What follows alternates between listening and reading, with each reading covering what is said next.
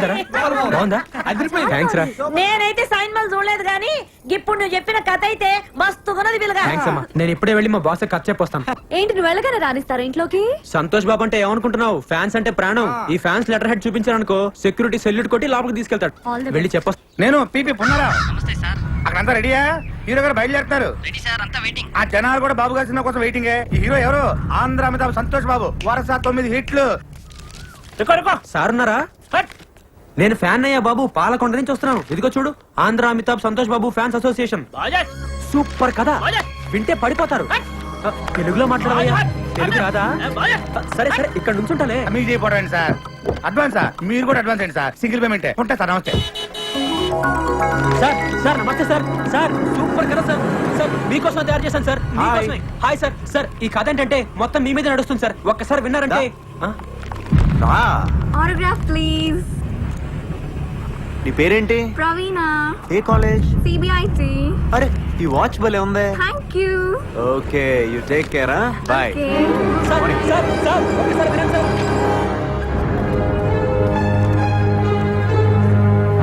లోపల సంతోష్ బాబు గారి షూటింగ్ జరుగుతుందండి. ఒకసారి లోనకి పంపించండి. చూడలేదా? 5 నిమిషాలు సార్. మంచి కథ తయారు చేశారు దానికోసం.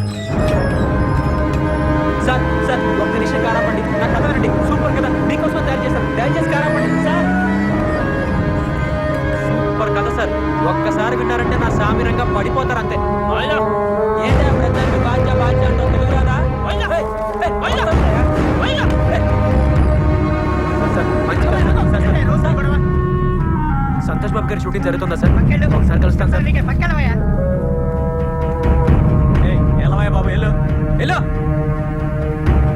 పంపించండి. ఒక నిమిషం కారాపండి. సూపర్ కదా, మీకోసం తయారు చేశారు. దయచేసి కారాపండి.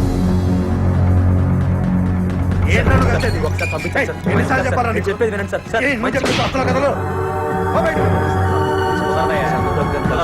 ఓకే సార్, మంచి కాదు సార్. అర్థం చేసుకోండి సార్. ఏంటి సార్ ఎప్పుడు చూసినా ఒకసారి పంపిస్తే